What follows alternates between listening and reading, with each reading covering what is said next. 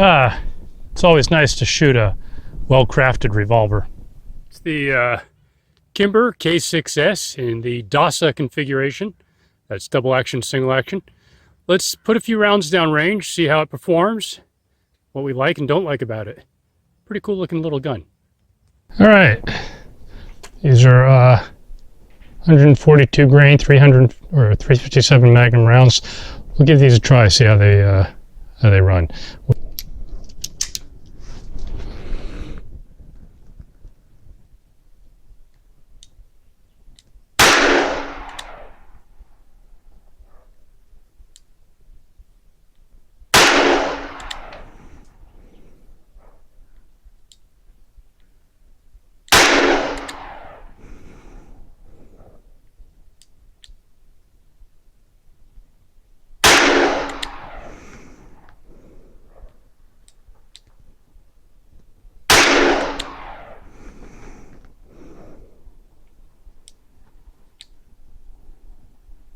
Like it's hitting low and to the right, but more importantly the group is not at all what I would expect, especially when compared to its little brother who showed such great accuracy potential.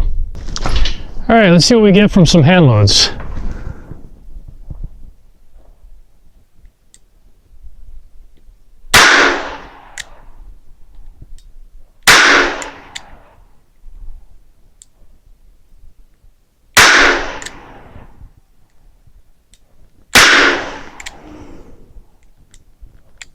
Alright, not a bad shot group compared to the other ammunition. Still a little bit to the right.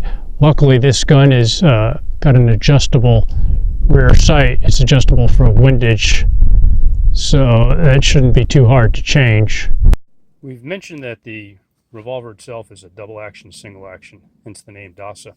By double action, that means that when you press the trigger, let's make sure it's empty. Yeah. When you press the trigger, it actually has a couple of jobs. In this case, one job is to pull the hammer back in the double action configuration and then release the hammer forward. In single action, you can thumb cock it, and the trigger's only function is to release the sear and allow the hammer to fall forward. The double action revolver also has an additional job that the double action semi-auto doesn't have, and that is when you press the trigger, not only does it draw the hammer back, but it also has to rotate the cylinder so that the next charge hole is underneath the firing pin. You can see it rotating there nice and slow. The double action trigger is really smooth on this gun right out of the box, doesn't require any work. And even the single action trigger is pretty fantastic for what it is. One of the advantages to having a hammer fired or an external hammer is the ability to cock the hammer and fire in single action. This gives the user a little bit finer trigger and may help with some accuracy issues, particularly if the trigger press is what's disrupting your point of impact. Let's try it. We'll shoot a few rounds this way and see how it goes.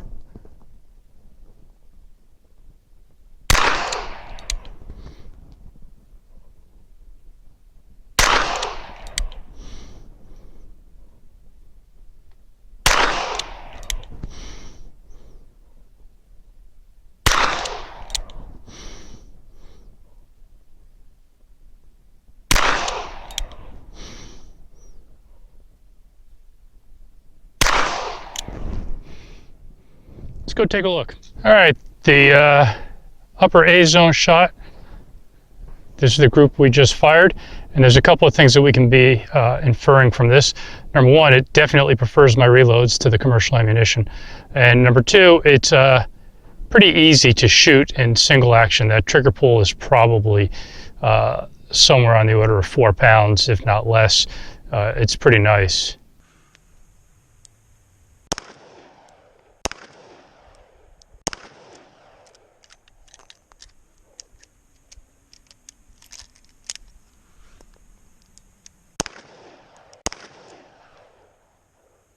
Recoil's not bad.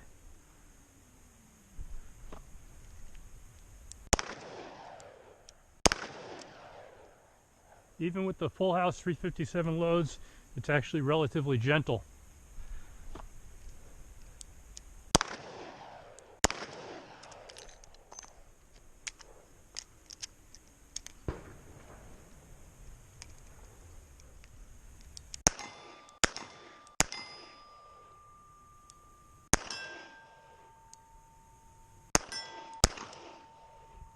All right, let's try stretching our legs just a little bit.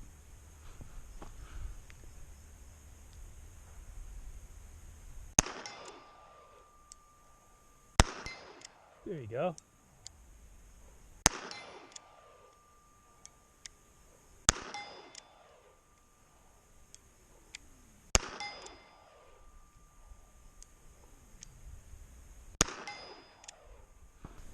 Nice thing about the single action is you get a little more precise trigger.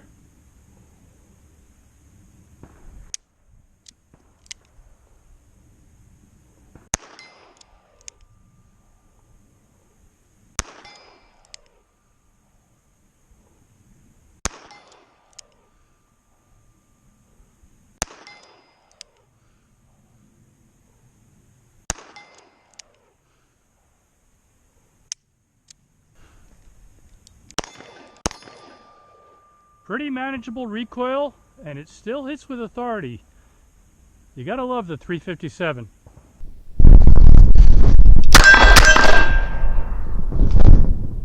Once you get comfortable with the trigger, you can go almost as fast as a semi-auto. Maybe just as fast.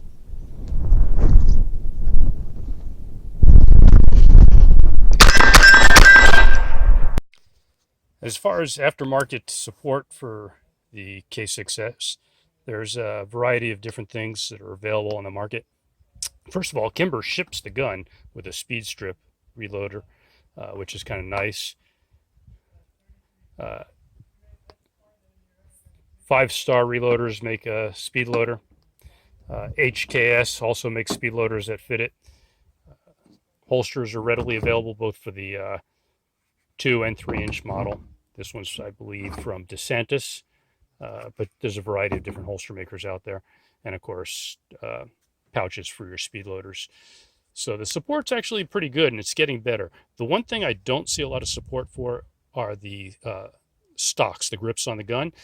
There's a couple of companies that make them right now, but it's not nearly as ubiquitous as the J frames or the K frame or L frames for Smith & Wessons. Let's take a quick look at some of the features on here. And we'll talk about a couple of things that I like and don't like. Starting at the front sight, as you can see, is pinned. Let's see if we can get a better look at that. So it's fairly easy to replace. You just drive the pin out and you can pull the sight off. Replace it with a taller or shorter one. Rear sight is drift adjustable dovetail. And as you can see, there's a set screw on there. So it's pretty easy to adjust that, which this revolver will need. The cylinder release is really well done, unlike Colt, which comes back, or Smith & Wesson, which goes forward.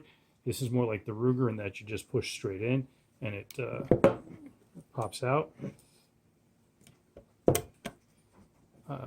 It's nicely knurled, so you get a pretty positive feel for it.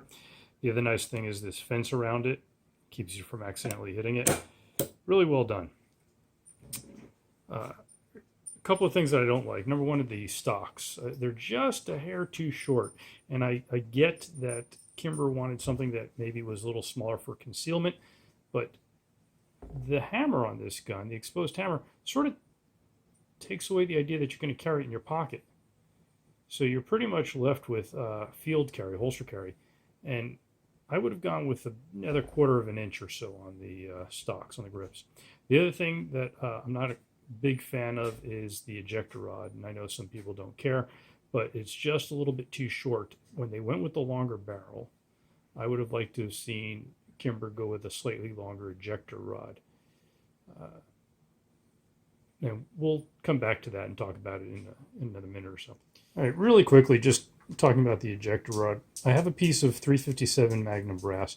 I just wanted to show you, even with the ejector all the way depressed, it doesn't clear the brass from the charge hole from the cylinder. So you're required to rely on a little bit of gravity to help it come out. 38 specials will clear it pretty easily. So I feel like if you're going to go the extra length with the barrel, you could have put on a longer ejector rod and addressed that problem.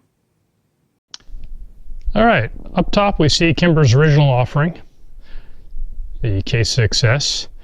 It's a stainless steel revolver chambered for .357 Magnum, and as you can see, there's no external hammer. This revolver actually was the first revolver I ever decided to carry for self-defense. Up until then, in the last 35 years or so that I'd been armed to some degree or another, I'd been carrying semi-automatics, and a lot of my friends had J-frame, smaller Smith & Wesson revolvers, which they liked as backup guns or perhaps a pocket gun. They never appealed to me for a variety of reasons, but this revolver, the trigger on it is fantastic.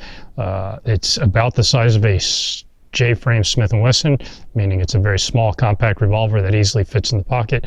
And the other thing I liked about it is the lack of the hammer, so it's virtually snag-free. Down here we have the new K6S DASA.